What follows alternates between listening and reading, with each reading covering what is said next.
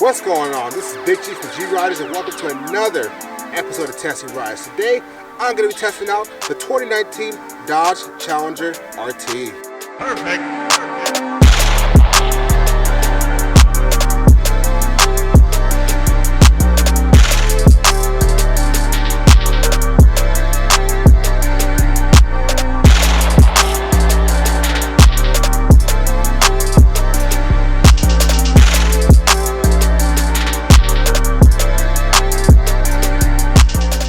Welcome to the 2019 Dodge Challenger.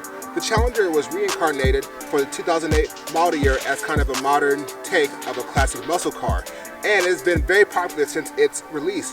In 2015, the Challenger received its first update. So in 2015, the Challenger got the good 8-speed transmission that is sourced by ZF, but Dodge calls it the Torque Flight automatic transmission, but it's a ZF transmission. It also got some updates to the powertrain, interior, exterior, and it just became just a very good car. And Dodge has sold even more of those since the update for 2015. For the 2019 model year, not a whole lot has changed on the Dodge Challenger because this probably is going to be the last model year of this body style Challenger. There might be one next year. There might be one next year too, but most likely they're going to be moving on to the next generation for the 2020 model year, which I'm very excited about because every time I drive one of these things, I just enjoy it quite a bit. But for the 2019 model year, for the RT model, they have made a couple of things standard that used to be optional. First thing that's kind of standard on the 2019 is kind of the Super Track Pack suspension. So this one doesn't actually have the Super Track Pack, but it has the updated suspension and wheels that you would have got on the Super Track Pack if you would have optioned it on like a 2018 and below Dodge Challenger. Also, you get the paddle shifter standard, which is nice because the last Challenger that I reviewed back in 2017 did not have paddle shifter standard, and that was one of my complaints. So I'm really glad that they added that to the V8 model.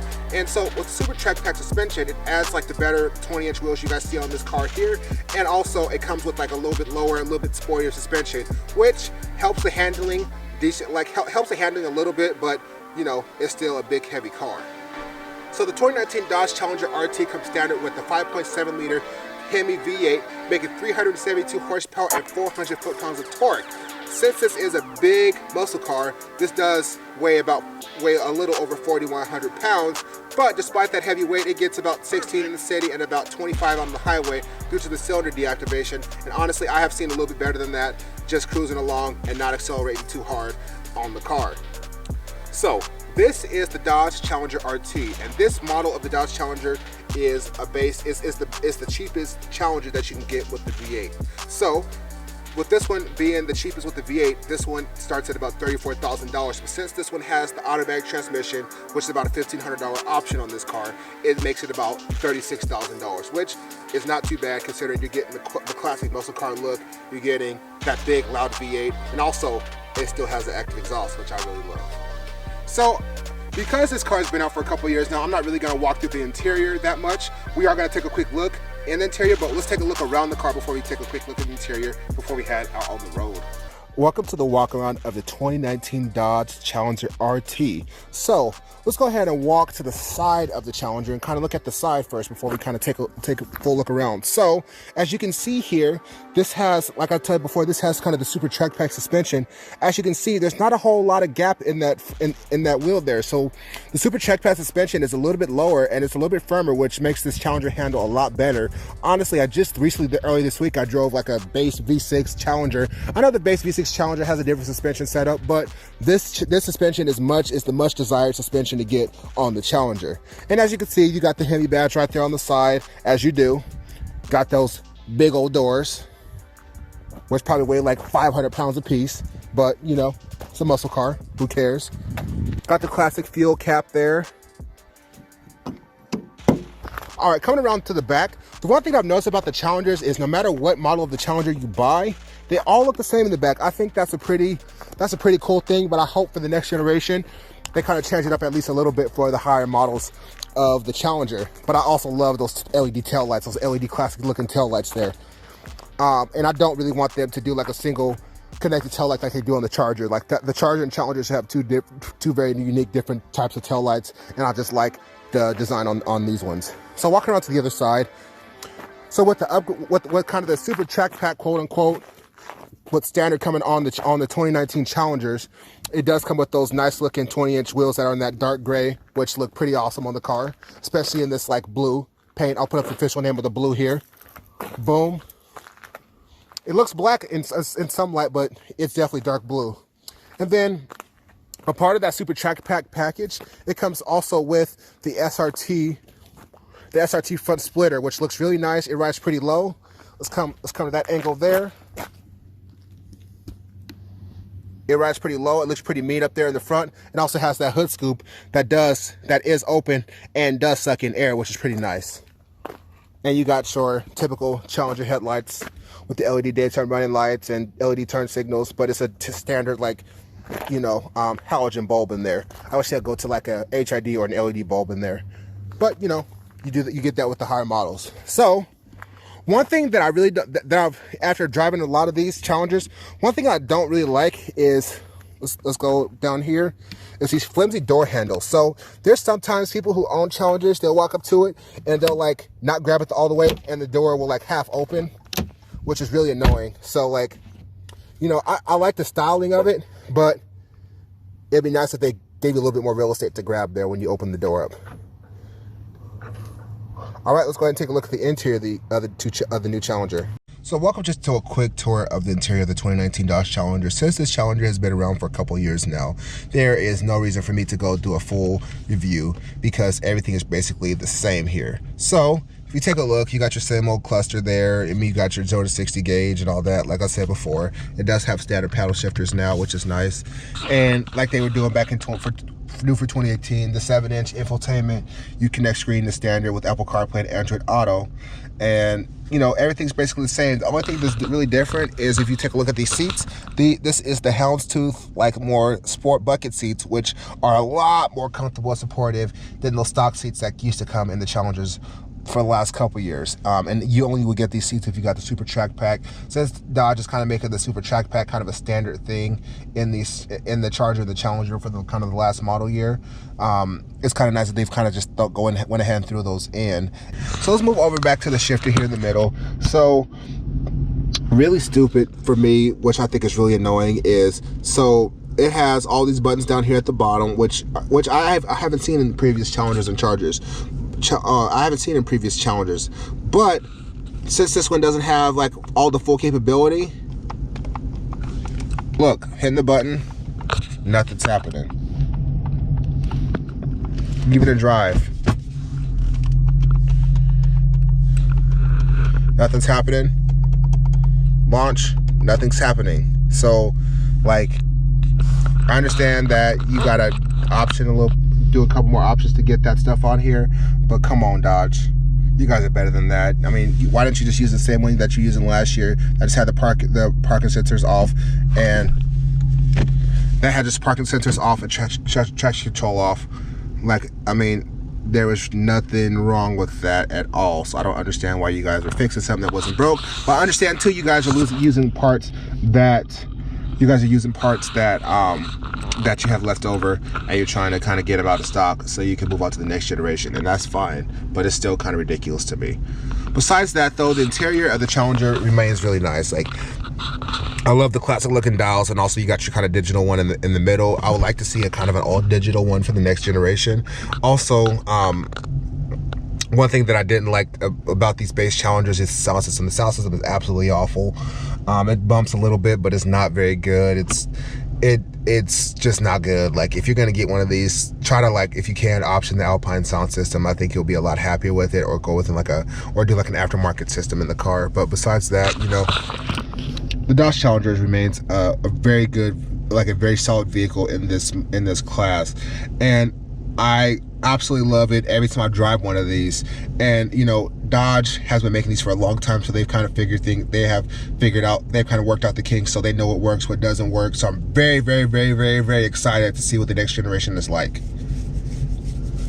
So with that said, let's go ahead and hop out on the road.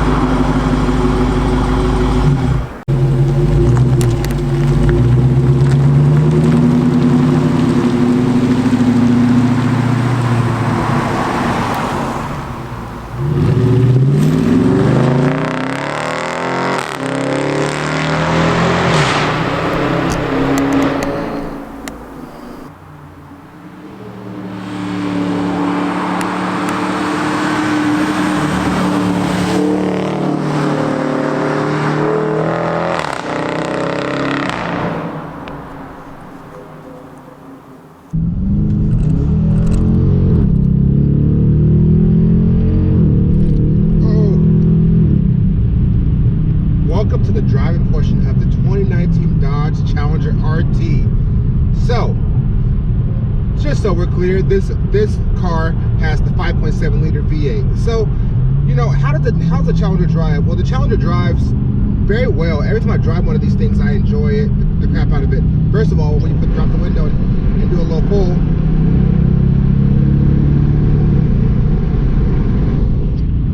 this thing sounds absolutely ridiculous for a stock car. Like, you guys just saw the exterior clip there from some pulls I did. It's so loud for a stock car. Like, I think that this is even louder than the Charger is, and you know, but you know, this is the more muscle car versus, like, the Charger is a muscle car too, but it's the more practical car. So it'll make sense that this car would be a little bit louder. So this is on the Super Track Pack This is on the Super Track Pack, a little bit sporty suspension, so it sits a little bit lower than the standard Challenger, and it's a little bit stiffer than a standard Challenger, especially the one that I drove kind of back in 2017, and it handles a lot better for it. It feels a little bit more flat in corners than it used to. I mean, this is a big muscle car, so it's like not really made for canyon carving or anything like that. But with this upgraded suspension, it just feels a little bit sportier than it did before, which I enjoy a lot. Like, this car is so comfortable, but then when you want to go fast and want to have fun, it goes around corners pretty decently. You know, so Charger and Challenger steering is okay. Like, it's not great, it's not bad either. It's just like neutral. It feels pretty nice. It has pretty decent feel, and you know, pretty decent resistance. So, I mean, it's not that big. It's not anything special or anything bad or anything. So, you know, it's still good. One thing I do like that this comes with paddle shifters now for the 2019 model year as standard equipment. You don't have to option them anymore. And you used to have the option paddle shifters that used to come in the Super Track Pack, which is super nice. Everything else in the interior, the Challenger is laid out pretty well. You know, everything is fine. So a couple things that I've liked, I like about this 2019 Dodge Challenger RT. I don't remember this happening that much when I reviewed the 2017, but this car kicks down to 4-cylinder mode a lot more often than not. So if you're not giving a whole lot of throttle, it kicks down immediately. Like, I mean immediately down to 4-cylinder mode, which is really nice. It helps you get better fuel economy. I'm sure that 2017 did that, but this is the first time I'm really noticing it. And when it kicks down to 4-cylinder mode, it makes this car a lot quieter on the road, which is pretty nice. And you know, the Challenger has never been a car the Challenger is not really an unrefined piece of crap car, nothing like that. And you know, because of its 4,100 pounds, like, it definitely has a lot of sound deadening material in here, so it's a pretty quiet car while you're on the road. There's not too much road noise, of course, and honestly, the interior is decently built. Like, panel gamps aren't that bad. There's like a couple small ones here and there, but it's not nothing crazy. It's not nothing too bad or anything like that. It's pretty good, especially for this car being a $35,000 car.